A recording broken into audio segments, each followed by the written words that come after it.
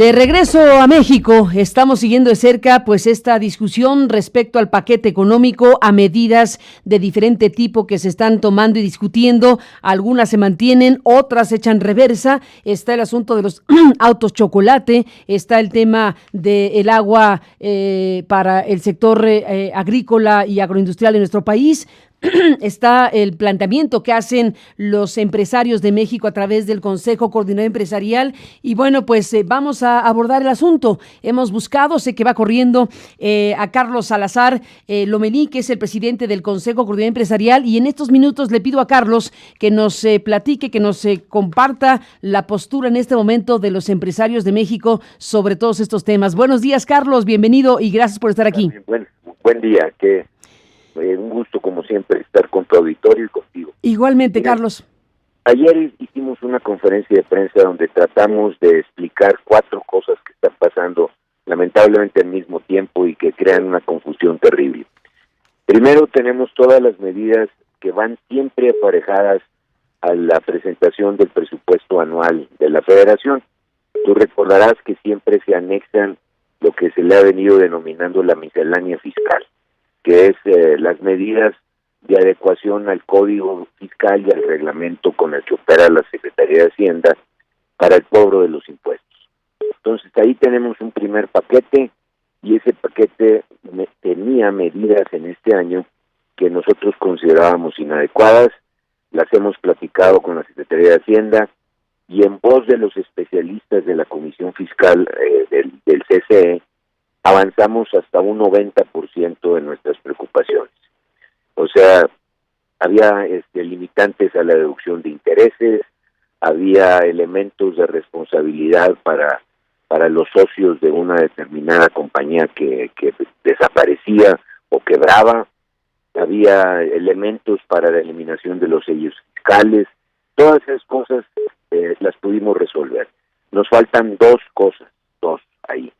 Una, que la responsabilidad de una compañía cuando quiebra o cuando desaparece por cualquier razón, ahora sí sigue siendo una responsabilidad todavía no limitada para los administradores. Antes era para los socios y los administradores, ya quitamos lo de los socios. Estamos trabajando para el lado de los administradores. La esencia de una sociedad anónima es que hay una responsabilidad limitada. O sea, si la empresa quiebra, pues tú respondes con los bienes de esa empresa. Esto busca la Hacienda y otra vez por castigar a los malos se lleva de pasar a los buenos, ¿verdad? Lo que busca es que hay muchas compañías que desaparecen de un día para otro y entonces pues el efecto fiscal que eso tenía pues nunca lo puede cobrar Hacienda. Pero los buenos, los que sí a lo mejor tienen problemas en su compañía, pues necesitan tener una responsabilidad limitada. Ese es un elemento. El segundo elemento está relacionado con la deducibilidad de intereses, sobre todo en grandes compañías que reciben ingresos de diferentes países.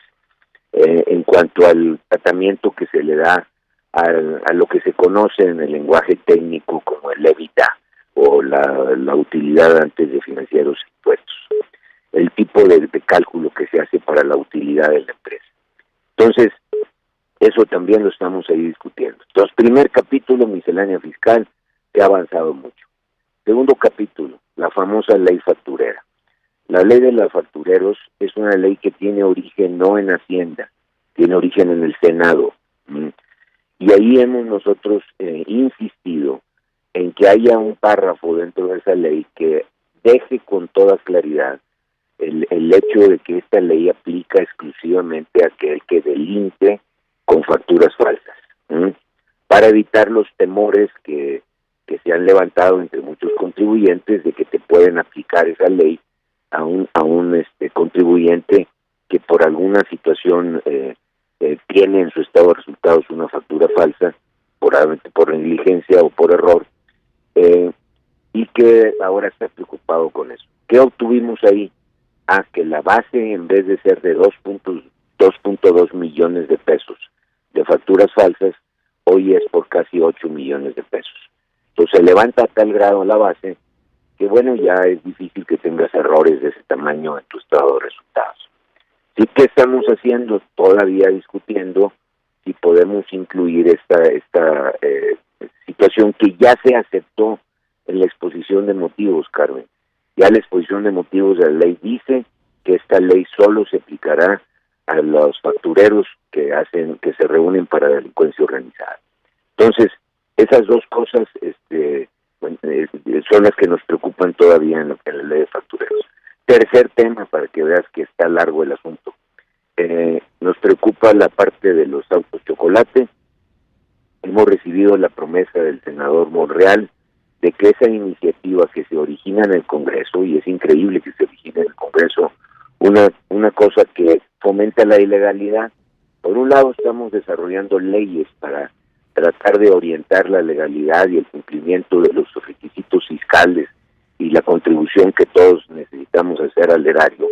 Y por otro lado, abres una ventana a la ilegalidad que ha sido recurrente en nuestro país. Tú recordarás cuántas veces no se han legalizado los famosos autos chocolate o autos chuecos, que son fruto de un contrabando. Entonces, vuelve a aparecer esto como una cosa, y además lo sacan de la nada. No pasó por Comisión de Hacienda, no se enteró la Secretaría de Hacienda, es una iniciativa que nace directamente en la Cámara de Diputados. Entonces nosotros hemos pedido que esto se ratifique, que de alguna manera que lo rectifiquen, que lo modifiquen, y que de alguna manera, evitemos un problema que afectaría a la industria automotriz, que por otro lado es la que más crece, el motor de crecimiento del país en este momento. Y por último, lo de los derechos de agua, que hasta lo que leí en la prensa hoy en la mañana, ya el diputado que había puesto esta iniciativa la prometió, dijo que ya la va a quitar.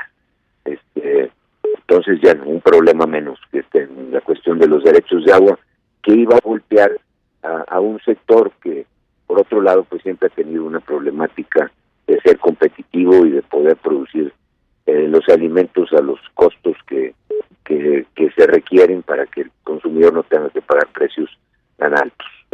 Así que esta es nuestra ensalada de situaciones, Carlos. Estos son los 4 grandes ejes, ensalada de situaciones que mencionas: la miscelánea fiscal, el asunto facturero, los autos chocolate y los derechos de agua. Son los ejes principales en los que está montado el planteamiento del sector empresarial y lo que han negociado fundamentalmente con Hacienda, o han ido al Congreso, o en dónde está el punto. Hemos ido a todos lados, ya no te imaginas, nomás nos falta ir a las iglesias. A todos los rincones hemos estado, hemos hablado con todas las fracciones parlamentarias, han sido muy responsables muchos de los diputados, y yo lo agradezco aquí con tu auditorio. Hemos sido escuchados, pero en algunos casos pues hemos sido escuchados, nada más escuchados. O sea, no hemos logrado que se entienda nuestra posición, y también reitero y aprovecho tu programa, Carmen, para decir que el sector empresarial siempre va a estar de acuerdo en que se cumpla la ley, que haya leyes que de alguna manera habiliten al funcionario a que la responsabilidad que se le ha dado pues, pueda cumplirla. Aplaudimos una ley que trate de perseguir a los factureros, nos parece que es algo que se requería en nuestro país. Este negocio de los factureros era una industria, ya era un deporte nacional.